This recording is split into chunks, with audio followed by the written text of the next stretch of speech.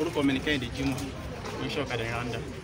Nǹkan tó ṣẹlẹ̀ ní pé sà mo gbèrò lọ sí àjìdá ẹ̀rọ yìí láti mo gbèrò lọ síbẹ̀ mo dẹ̀ rí máa yẹn lẹ́gbẹ̀ẹ́ ojú ọ̀nà òun náà ó ń rìn bọ̀ lẹ́gbẹ̀ẹ́ ojú ọ̀nà ó yẹ dá mi dúró nìyẹn mo ní ìbò ní Randa ní 200 naira mo dẹ̀ ṣe gbé nìyẹn mo dẹ̀ gbé wá sí àǹbọ̀ lójú ọ̀nà Randa bá a ṣe ń bọ̀ along the line lójú ọ̀nà mẹ́ẹ̀ ó dá mi kọ́ wọlé fàbó dẹ̀ mí kọ́ ó dẹ̀ ní gbà pé ẹ̀yin táwọn gbé yẹn ń kọ́ àwọn ti kílẹ̀ pé òun ti gbowó àwọn ti gba owó yẹn pé òun ti lọ ń tòun ti lọ mo dẹ̀ dákẹ́ mi ò sọ̀rọ̀ mo dẹ̀ gbé bá a dẹ̀ rí Randa ó dẹ̀ bọ́ọ̀lẹ̀ 200 naira mo dẹ̀ yí padà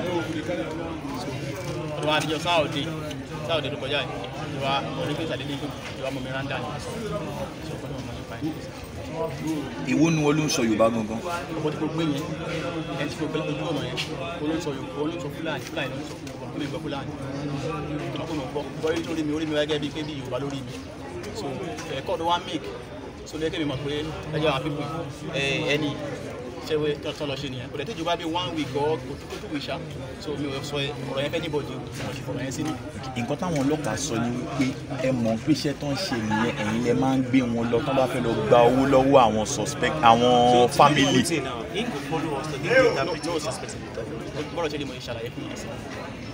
Bọ̀bọ̀ tó jẹ́ ilé yìí màá sọ ọ̀rọ̀ fún yín ẹ máa bá mi translate ẹ ní fúfúdé fún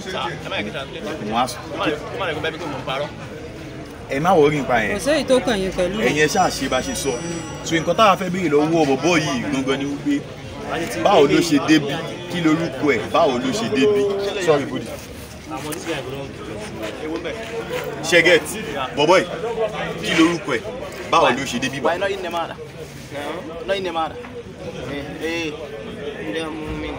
Mumini dume. Mumini Shaibu.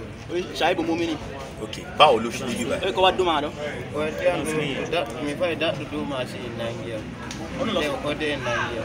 Ono lọ sí ma bi ọ̀kadà wo ngokada. So ibe la figila ni ti mu. Ebe na ya mi bi mi ara ko da wo ni. Wọ́n gbàdọ̀ mú òun tán mú òun tí wọ́n ní kó òun gbé wọn lọ síbi tí màá lò wá. Wọ́n ní dáhùn ẹ̀ dáhùn mi wọ́pẹ́ ọdẹ ǹdó dàgbọ̀n hànà ìṣáájú ìṣẹ́jú náà. Wọ́n gbàdọ̀ wọn tó ń gbé wọn débẹ̀ ibi tí màálù yẹn wà wọ́n bá wọn fi gìlà ń débẹ̀ àwọn màálù lè ti sá lọ àwọn màálù lè ti fún kádà. Daga ní wọ́n á fi náà ń gbé àmì bá nù yàn sáà bẹ́ẹ̀ mi gáàrí sáà bá fi lé mi ìwádìí kì í nù àṣì. Ní wọ́n dá mi àǹdà ní wàdà bí mi. Wọ́n láti bẹ́ẹ̀ ni wọ́n ti mú òun wọ́n ti sáábó wọ́n ti sáábó wọ́n ṣe kidnapper ní ibẹ̀. Wọ́n ní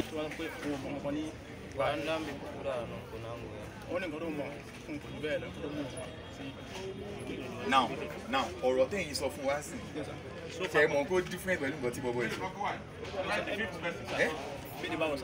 Nǹkan tẹ́yìn sọ ni pé nǹkan tó ń bá ẹni yẹn sọ lórí ọ̀kadà ni ọ̀rọ̀ owó pé kán gbówó wá síbi kan eléyìí náà ń sọ̀rọ̀ ká o. Àti ẹ̀ṣẹ̀bẹ̀ gbọ́ nǹkan tó ṣẹlẹ̀ kí wà ní. Òkè ọ̀tọ̀ọ̀tọ̀ ló ń mú. Ẹnì kejì yín kọ́ tóun náà jẹ́ Yorùbá. Ló kò gbọ́ Yorùbá fúfúdé ló sọ. Ṣé Fulani lẹ́yìn náà ni? Wọ́n láwọn Fulani. Kẹ́hìndé Jímọ̀ Fulani jẹ́ Kẹ́hìndé ìbínà bí yín sí.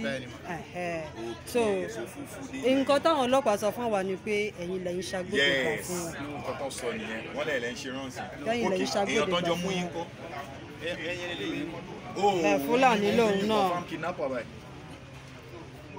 Kí lorúkọ ti tiẹ̀? Kí lorúkọ tiẹ̀?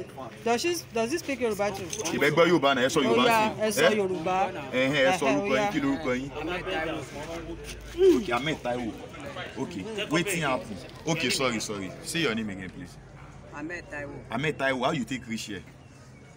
Báwo lẹ ṣe débi báyìí? Ní last week, náà wá arrest wa ní Randa, ní Kara. Kí ni nǹkan tó ṣẹlẹ̀?